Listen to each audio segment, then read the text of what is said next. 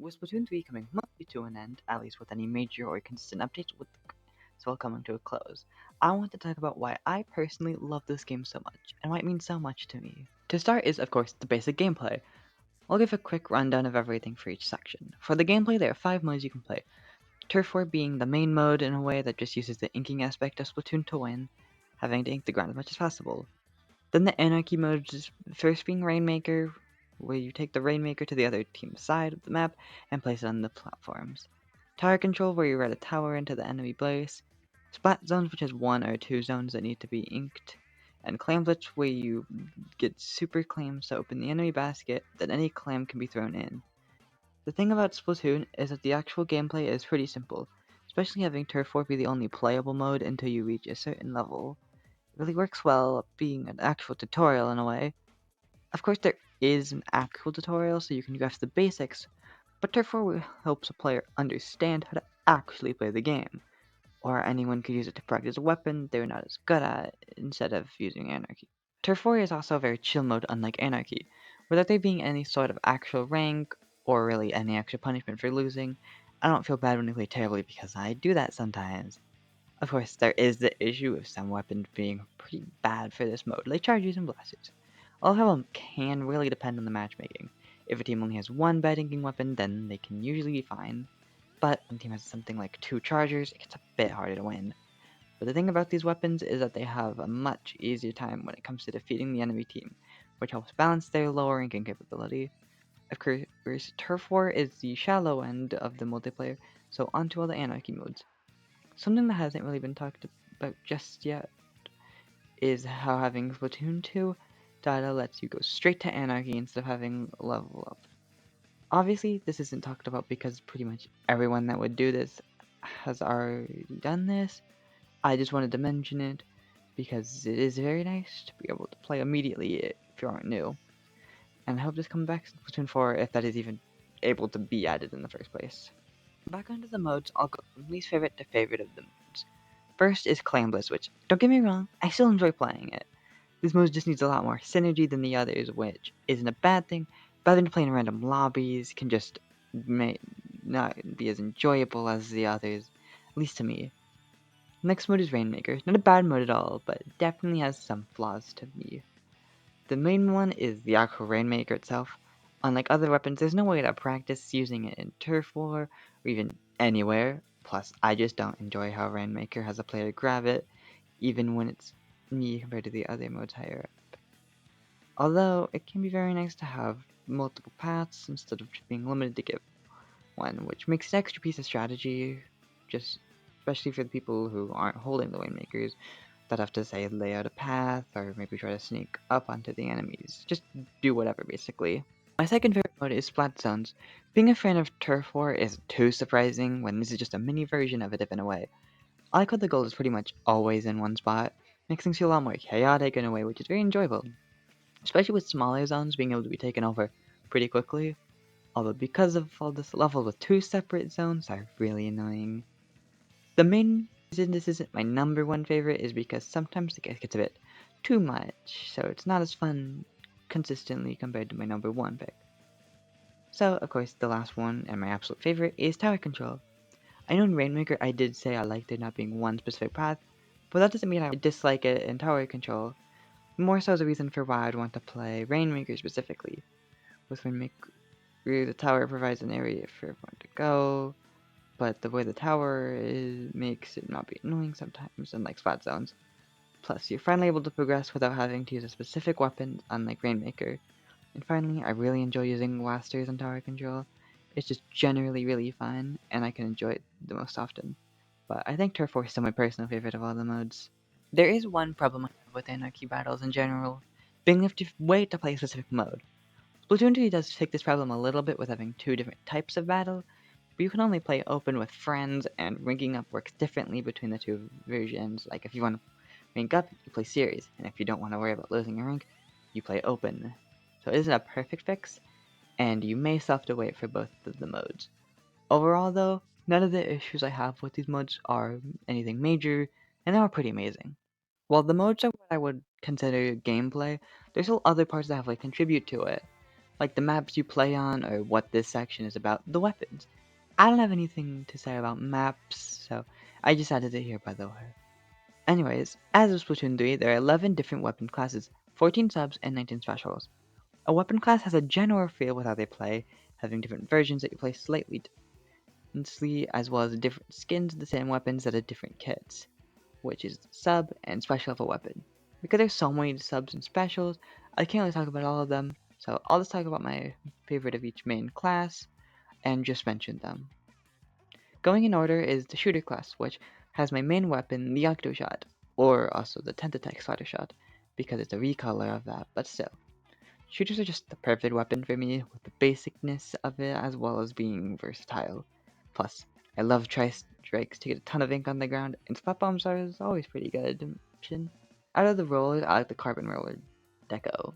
Best personally, the speed is good with the way I play, since flicking is too slow for me on anything else, and I don't really roll much. Burst bombs are my favorite of the bombs because of how simple they are.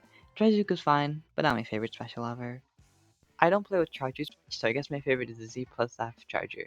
It is a very simple charger with no extra gimmicks and has tri-strikes, as well as splash wall, which could be good if I wanted to actually get good with this weapon. The slashing machine is my preferred slasher. It's pretty good when it comes to splatting opponents without having anything weird about the way ink is shot out.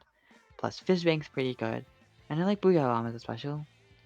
The heavy splatling was something I was kinda good at before, but I've gotten rusty with it, so the one I used was the basic heavy splatling. It's good middle ground for splatlings, and Wave Breaker isn't awful for a long range, but Sprinkler's not that great though. I am interested in trying the heavy edit, but I need to try both of them more. Dualies are kinda weird for me because the hero dualies were my main in Splatoon 2, but neither of the basic dualies kits really speak to me. It's between the M parries being my preferred dually kit, or the custom Dazus because it has burst bombs and tri-strikes being my favorite sub and special. Can't really pick between them as of right now, though. Umbrellas are kinda weird for me as well, but that's because I never use any of them, like, ever. I don't even use the shield on them, I just shoot. If I had to pick one, I'd pick the Order slash Splatbrella because it's pretty good. I use it and has dry strikes and Sprinkler too, but that's less important.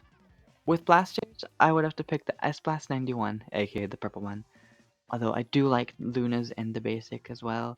The purple S-Blast has my favorite kit with burst bombs and booyah bombs. As I said, I love using blasters in tower control, and the S-Blast is just very versatile as well. The only brush I enjoy is the paintbrush. Despite it being kind of slow, I still think I can defeat enemies well enough, but neither of the kits are amazing for me, so I just use the basic with the curling bombs and wave breaker. Out of the stringers, I like the basic stringer most. I'm not super into stringers as a whole, but when I play one, the basics might go too, or the Urda version I guess, but I don't like its design as much as the basic. Finally is the Splatana, and my favorite of them is the Splatana Wiper Deco. For some reason, Beacon with this weapon just catches my attention, and I never dislike having tenta missiles. I can't figure out how you buy all these weapons. You buy them from Sheldon or one of his little kids or something, I forgot. While there isn't much to talk about normally, I actually love the changes they made in Splatoon 3 with how you buy them. Each weapon is bought with a Sheldon license which I've gotten through leveling up or playing with the weapon enough. This is much better because it becomes way easier to get more weapons and more gear to customize with, get abilities with.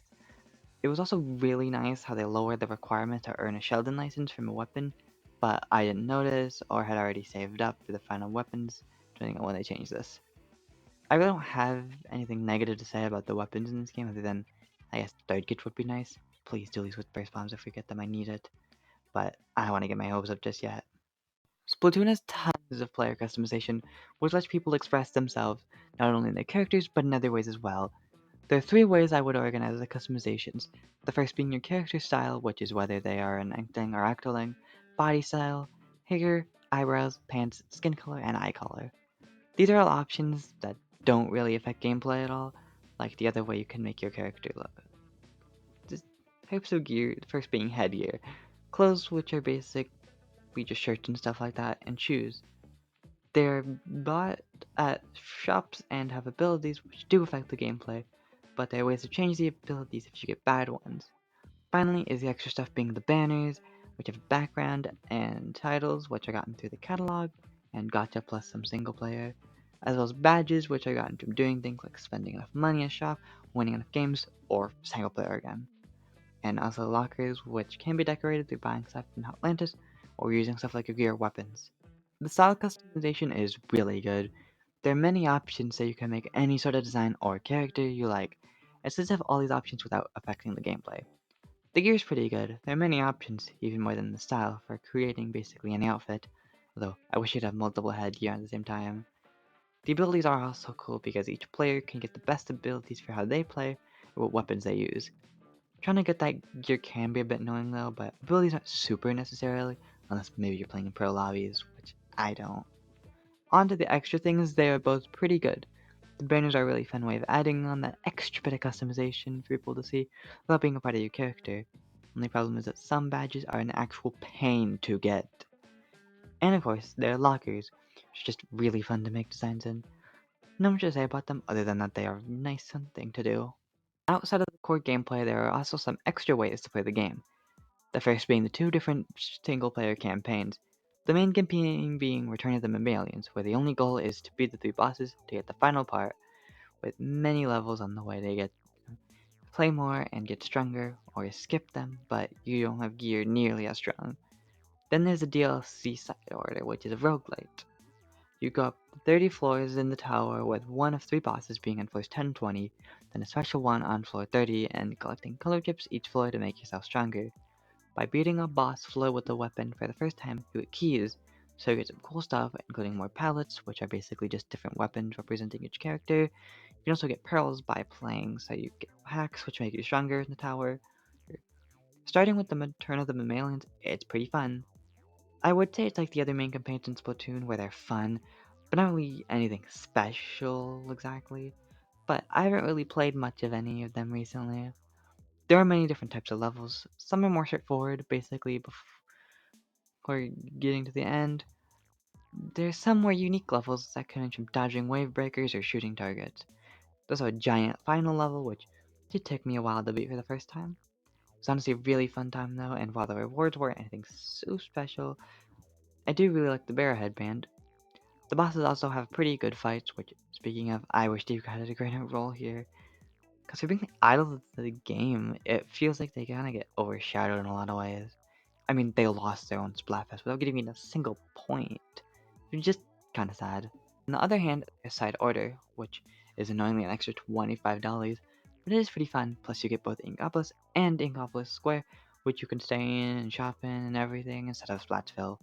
The main thing I really enjoy about Side Order is that it is very replayable, even if I've played with all the weapons, because each round you will do different levels and get different color chips. Plus, if you need the hacks to beat it, you can turn them off to give yourself more of a challenge later on. In fact, there's even a hack which gives more pearls if you have less hacks, but you have to beat the tower to get them. And there's a special final weapon that emits color chips the more hacks you have, and that's about how I feel about these two campaigns. I'd go more in depth about these specifically, but I feel like it would fit more in a video all about single player modes across all the games, so I'm just leaving these here for now. Another mode outside of the core gameplay is Salmon Run, being in between single player and the core mode with you being in a team of 4 players, fighting against the salmonids which aren't players at all. In Salmon Run, you're being attacked by mainly 3 lesser salmonids that tend to swarm you, alongside the special boss salmonids that each have something special they can do. They also drop golden eggs, which are what you need to collect because of the quota that raises with each of the 3 waves. And there's another lesser salmonid that flies in, seals golden eggs that haven't been collected yet. There are also some special scenarios like fog or even glowflies, and occasionally at the end of the 3 waves you'll fight a king salmonid, which are much harder to defeat, and don't even have a quota, but still have a time limit. There are also big runs, which I'll talk more about in specifics later, but a majority of my salmon run footage is from the recent big run, so I thought I should mention it. The lesser salmonids are really good threats that work very well with the swarming feel of Salmon Run, and having the chum, small fry, and cohawks that are each quite similar but still different enough. Snatchers are also really great lesser salmonids because it encourages players to not just leave eggs alone for a little bit or else they can get snatched back. Then there's the meat of Salmon Run, the boss salmonids. Going over the employee handbook, which I suggest reading because it's like right there in the lobby and it gives some really helpful information and lore. Back on track, the first boss is the Steelhead. It can be quite annoying sometimes and pretty deadly when there's multiple of them. They're a good boss that needs some priority over the others. The steel eel is another that can be quite annoying if not dealt with quickly, but it does its job very well and has a simple way of pathing to make it not too annoying. On to something more silly, at least in my opinion, is the scrapper. I don't really find it ever to be too annoying, and they make funny noise when in the car, so I like them a lot. Not much to say with it though. The Stinger is one of the boss salmonids that is based on special, being the Stingray, which was only in Splatoon 2. I feel like I've seen people talk about it being annoying, but I've never had too much of a problem with it. Plus, they're pretty easy to defeat, so I don't have much of an opinion on them. Next up is the Moz, a sneaky little salmonid that pops up trying to eat you. Not really anything special by itself, but does contribute well to the general swarming feel. However, for some reason, a lot of people don't seem to understand that you're supposed to throw a bomb in its mouth to beat it. But I don't think that really ruins the actual boss on its own. Back to another kind of silly one is the Drizzler. Just a little guy hiding under the umbrella, and I love them for that. Also pretty good boss too. Summoning ink storms helps just get some more of the salmon ink on the floor, potentially get someone if they get stuck in it. From great to the bane of everyone's existence, here's the flyfish. It's both really annoying with its attentive missiles and annoying to kill, having to throw two splat bombs into its different engines, but I understand why it's there, because the missiles move players around, put more salmon ink on spots at the floor.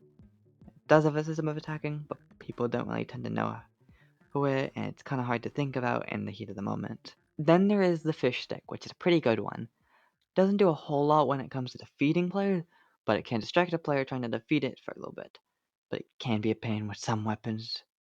Also, they make funny noises. The flipper flopper is another pretty good one. It does a good job of both taking away attention from the swarm of salmonids and gets a lot of ink on the ground. Also, it's funny that wears a mask looks like a dolphin when it's actually a ugly salmon is under it.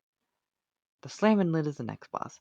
Doesn't do any inking, and it's really bad at killing players, but instead swarms the players even more because of the way you have to defeat it. They grab your attention from the other salmon. Finally is the big shot. A kind of weird one, honestly, but I don't feel like they show up that often. Like it's either none or 5 in a wave. This wasn't too bad though, while the wave breaker shots they require a bit more attention. It is nice that those cannons can be used to shoot golden egg close to the basket. Also obligatory Delta Moon reference. Then there's King Salmonids, which I basically can never defeat, and I don't even fight them that often. There's Kohazuna, which I've beaten a couple of times, and it's the simplest with how it works. Just kind of doing splashdowns and basic stuff to attack. Then there's Ouroboros, which spits out basically booyah bombs after charging up and flying around the map. Plus there's Megalodontia, who's a giant maw, and there's a weak spot on his back. Each of them are pretty cool on their own, but since I can't really beat them, they feel more like a spectacle to me, but that's kind of a skill issue, honestly. Oh, and there's the Triumvirate, which has you fight all three kings at once, which I'm pretty sure is only possible because Megalodon can hurt the others. It's pretty cool, but also pretty horrifying. Of course, the salmonids aren't the only thing each round. There are also some occurrences that happen on the map. The first and most basic is high and low tide, which just changes how much space you have and maybe the area you're in on the map. It's most common so that rounds feel different without anything super special going on, so it's pretty good. Then there's Gulfies, or Rush is called in the guidebook. This one kinda sucks. You either have a good weapon, or are able to get into a spot where the salmons can't get you. There are too many for the rest of the team to reliably take them out, most, if not all the time. Fog is a pretty solid one. With less vision, it can be a bit harder, but it doesn't get to a point of being annoying, and there'd be rare boss Goldies, which tend to drop more eggs, which makes me feel better doing it because of the reward. The Grillies are a pretty cool one. Really changes things up with the Grillies being the main threat, and they're not really annoying like Glowflies. Plus, the Grilly drops 5 eggs instead of 3, which also helps if not feeling awful to play. Cohawk Charge is a kind of forgettable one in my opinion. Happens on the farther down parts of the maps, and there are only more Cohawks, aka the big salmonids, than usual, but there can help you defeat them. Goldie speaking is very much iffy. It's not bad at all, in fact it can be pretty fun sometimes, but there's also times where you just don't find the Goldie, so you can get any golden eggs and you lose, which feels really unfair. The mothership's a pretty good occurrence. There are salmonids that drop off boxes and someone left their salmonids. The ones that drop off the boxes have to be splatted before they fly away to drop golden eggs. There's also the mothership, which either once or twice during a wave tries to steal eggs from the basket, so you have to take your attention away from the boxes and onto the mothership. Overall, pretty fun. Mud Mouse is pretty decent. The salmonids only come from the Mud Mouse, which is where you have to go to throw bombs into and some specials to get golden eggs. So bring some sort of challenge. It's fun, but not as fun as the others. And finally, the last one is the Giant Tornado.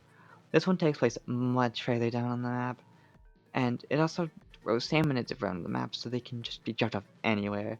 But instead of boss salmonids, the tornado drops crates of eggs that drop a bunch, so you have to try and get as many to the basket without them being stolen. The final thing about Salmon Run is the special Grisco weapons, which are special modified versions but only show up when there are random weapons in the rotation. The blaster is the first, keeping its low range, but shoots incredibly fast, and each separate shot doesn't take up a bunch of ink, but it still ends up running out of ink pretty quickly to balance out the power so it's not too overpowered. The Grisco Umbrella loses its canopy for rapid shots. Works very well with keeping the way Umbrella shoots, but of course no canopy to protect yourself. Not if I use it though, so I don't really mind. The Grayskull Charger is of course high damage and range, but what's different is that it charges immediately, but runs out of ink fast as well. It's probably the best do with the Charger because they can be a little hard to use in Salmon Run, but instant charging makes it much better. Then the Grayskull Slasher is another high damage and range, but with slower shots and a weird arc alongside losing ink quickly. What's cool is it pierces armor, so just like the Drizzler or Steelhead are way easier to kill. It can be pretty difficult to use it, but there's a lot that it can do if you do know how to use it. The Grayskull Stringer once again has high damage, range, and consumes lots of ink. The thing about this weapon is it shoots out 9 of the Stringer projectiles instead of just 3, and they're much quicker to charge, but that also makes aiming a bit harder to balance everything out. The Grayskull Splatana has high damage and doesn't use up much ink, but has basically no range. Remember even someone calling it a sword because of how low range it has, but very powerful. Of course, alongside the damage, it pierces defense, so if you charge up next to a Drizzler while it's hiding, you can still defeat it. The Grayskull dualies are probably my favorite. They have decent damage and low ink consumption, as well as close range and a fast rate of fire. What makes these so cool is a dodge roll, which can be done up to 9 times and deals damage by making a small burst of ink whenever you dodge. Finally is the Grayskull roller with the normal high damage, as well as not taking much ink. The normal swings are pretty fast, but the horizontal swing stronger but much slower. Rolling speed is also the fastest of anything in the game, including the ink brush. The one thing I haven't mentioned much is the weapon rotations, which is a very nice addition to Salmon Run because it makes it with different weapons. Being against the salmon makes it not a big deal if you don't know how to play it. And that's everything for Salmon Run. It's just generally a pretty great mod with a lot put into it to make it just so good. And there's plenty that I just didn't bring up.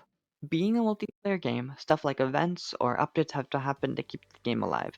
Splatoon 3 decided to go with these updates and seasons being every 3 months. At the start of each month is when they add new stuff like gear, weapons, victory modes, or even maps. To go alongside the season is the catalog, which levels up as you play and gets you an item every level up to level 100, including gear, titles, banners, items for your lockers, drink and food tickets, victory modes, and mystery boxes. Honestly, I'm really split on whether I like or hate the catalog system. First of all, it's free, so I have some respect for basically making another battle pass, but completely for free. To be fair though, the game's $60, so I'd hope it's free, but still. What I do have a problem with is exclusivity. At least the majority of the items can be gotten after the season ends, and there's no way to go back and get them. The idea is to keep people playing each season, but you have to play a lot to get all the way to level 100. And not everyone can do that, and I feel like punishing people for just not wanting to play the game is just an awful move. I don't think that the catalog is inherently bad, because it does give an incentive to play, so I think if it stays in future Splatoon games, you should be able to go back and maybe even pick the catalog you equip. Of course, these can be added as the game gets updates, and then players want to play the game without the possibility of losing the items they might want. Other than catalogs, I do genuinely like the seasons. It just keeps a schedule of when updates release and give people more hype for the updates that make them want to play. And of course, it spreads across everything, so people get everything in the game done in a week or two. It's a simple system, so they're really isn't really too much to talk about, but it works very well. Updates are the only sort of events that happen. These are the big ones, being the monthly Splatfest with Splatoon 3. There are 3 different teams for Shiver, Fry, and Big Man to choose from. There's also special events Splatfest like Splatoween, Frosty Fest, Spring Fest, and Summer Nights. Each of these change up music, some visuals around the different cities, and give each of the idols new outfits during these. Splatfests are something I absolutely love. It's something extra fun to do in the game, and it just feels special. Doesn't beat the world premiere, which was the first time ever playing this game at all, but the magic really wasn't lost for me. Not most.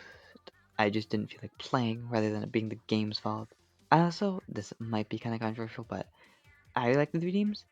Of course, the balancing could be better, but I just really like the feeling of having 3 different options rather than one or the other. Plus, I don't care that much about the results. Although the colors can have less varieties when trying to have 3 different colors. There is a new mode that happens halfway through Splatfest when day 2 starts being tricolor.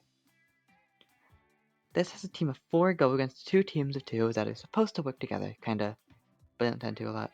The team of 4 has to protect the ultra signals, which automatically shoot ink out for a team if they take it.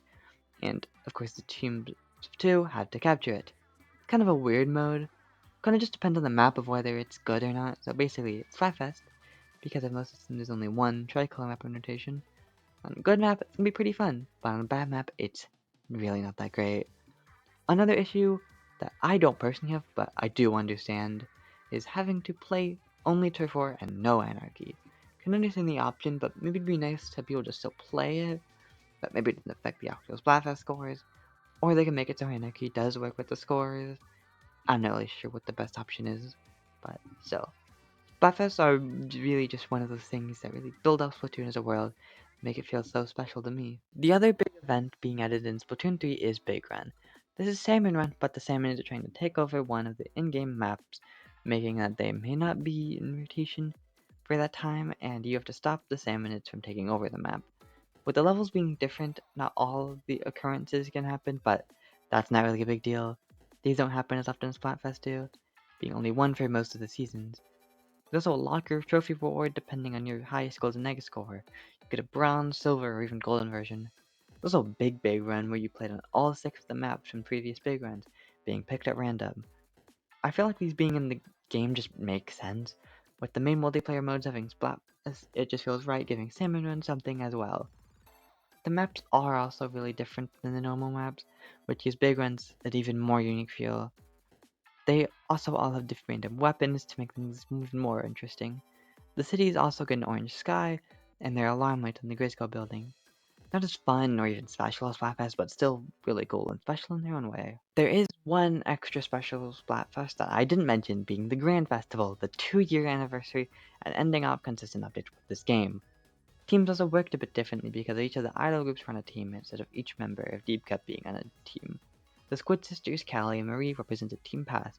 Pearl and Marina from Off the Hook represented Team Present. Jared Fry and Big Man as Deep Cut represented Team Future. Before the festival actually started, all the cities were decorated before, and a week before there was a really special big event being held at the Grand Splatlands Bowl. This is really cool. With the first time we ever saw this map, honestly, I think it's a pretty good map for Salmon Run, with the middle being the main area, as well as the 2 parts off to the side where the back can sometimes spawn. The environment just contributes to the swarming aspect of Salmon Run, and it helped that the only weapons you could get from the random rotation were one of the Rizco weapons. Also, there was a special quota of 700 million that was based on every golden egg collected by players during this big run. It's kind of funny seeing set it on 9 instead of hitting a billion just right there. Definitely being aimed for another number, and it was pretty funny seeing how quick it could go up. Overall, there isn't a whole lot I can say, but I didn't big run in general at least, but this was probably the most fun I've ever had at the big run, maybe even normal salmon run. Plus, it made this adventure feel even more special than it already clearly was. About a week after Big Run, it was time for the Grand Festival to start.